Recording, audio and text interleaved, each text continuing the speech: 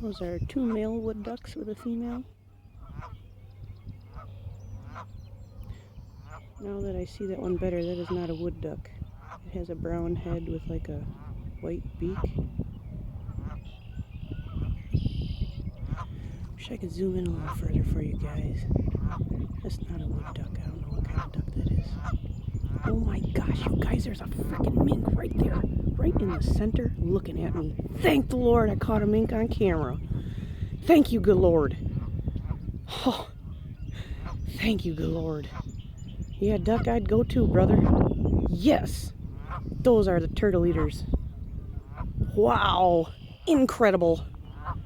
That's what it was doing before over by Cedar Lake. Looking at me. I couldn't get it on camera. Look at these guys. Incredible. I am very close. I mean, I'm just barely zoomed here. I'm right on the trail. Wow. What a cool little dude, man. Wild animals usually don't give you an opportunity to see them whatsoever. It's sewn into them to, stay away from humans, to be afraid of us.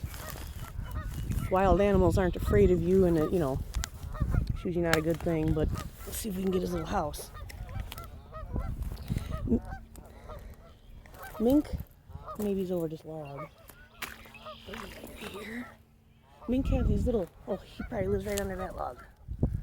They have these little dens like right at the shore. Different than beavers, different than otters. You always know where the otters are. Well, we'll leave them alone, but you always know where the otters are because they got big prints and they like to go up on the bank and defecate in one spot.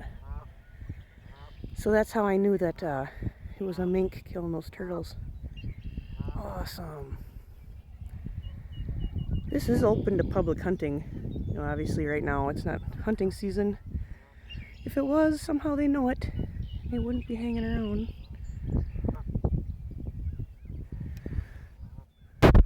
Enjoy your great outdoors, folks.